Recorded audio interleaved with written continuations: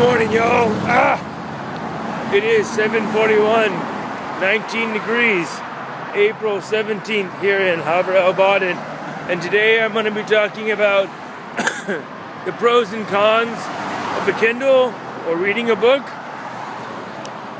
old school paper format. So I'm just going to go ahead and put any e-reader in this besides just Kindle.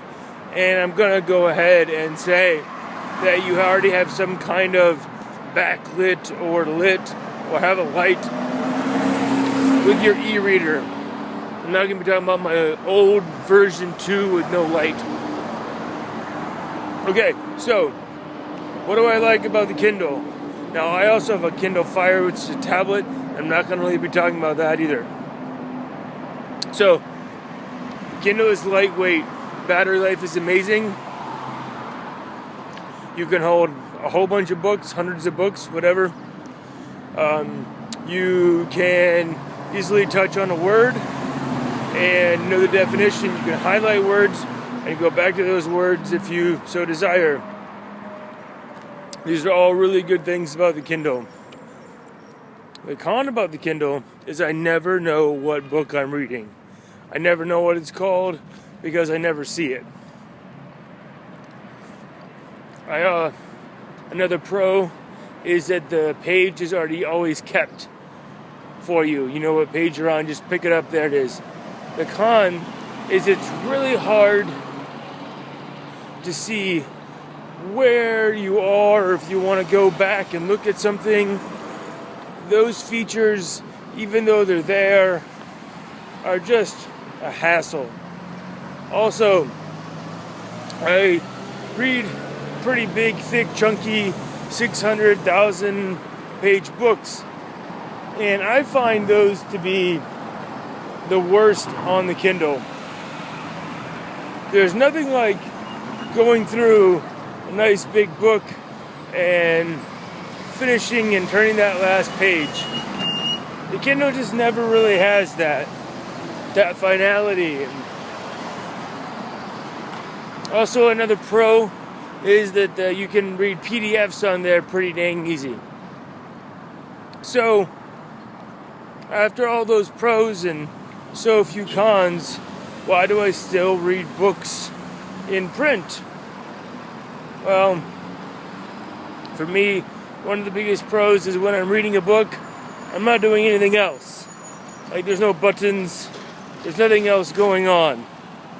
That really helps me focus. Also, there's just one book. It's not like, oh, I picked this up and, well, maybe I'll read this or maybe I'll read that. You don't have to look at all those percentages of how much you've read or how much you haven't read. Flipping through the book is much easier. Also, I really like to write in my books. This is something that I got during college about writing in the books, annotating your books, that you can do in the Kindle, but it's hidden. And I really love that if I read a book and I write in it and I lend the book to somebody else, they can read exactly what I wrote in my messy handwriting, and if they want to write it, they can. We had a book in college, Perks of Being a Wallflower. It went around maybe 8 or 10 people, and we all had our little squigglies and underlines and handwriting, and it just made the book this amazing artifact. So big books, for me, are definitely better in paper. Small 200, 300 page books are just better on the Kindle. Go through them a lot faster, less attachment to them. But the big thing, living abroad, being an expat, whatever, is always a space. Also, very hard to buy books at times. Very hard to find books. So, even though I really love books, because I can write on them, because I know what the title is, because I see it all the time. Also, when I just have a book sitting out, I can almost hear it saying, come on, read me. And I don't have that from the Kindle because it just has this black matte cover that's just very, pedestrian. Just kind of falls in the background. If I lose a book, it's only $10. If I lose the Kindle, it's way more than $10. And then there's a hassle of canceling all the stuff. So that kind of rounds out the pros and the cons is the price.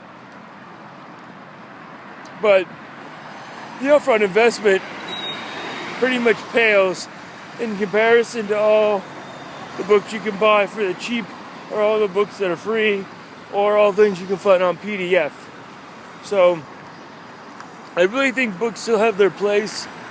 I just think that you have to know their place for them. Also, I really like to collect series, like 4 or 5 books, 6 books in a series.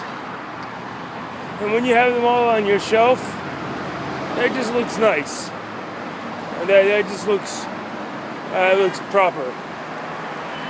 And it's really hard if you go to somebody's house, they don't have any books, and maybe they have a Kindle sitting around. You can't say, oh, you have a Kindle. Like in the old days, you can say, oh, you have Jane Austen. Oh, you have Moby Dick or John Henry. And it's very hard to start conversations that way.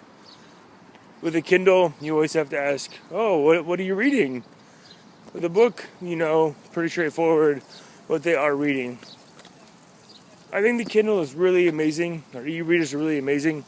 It makes reading so much simpler. I was in Thailand and we were driving down some dark road in the middle of nowhere, and I was able to download book 3 of the Hunger Games series on the WhisperNet, and that is just truly amazing. So, while I still prefer books at times, I think Kindle or any e-reader is a great addition if you are a reader. But if you're a student, and for the student books, I think it's not as good. Anyway, those are my thoughts on book versus e-reader. Hope you guys have a wonderful Sunday. It's pretty nice out today. Have a great day, guys. Bye. Y'alls, have a great day, y'all.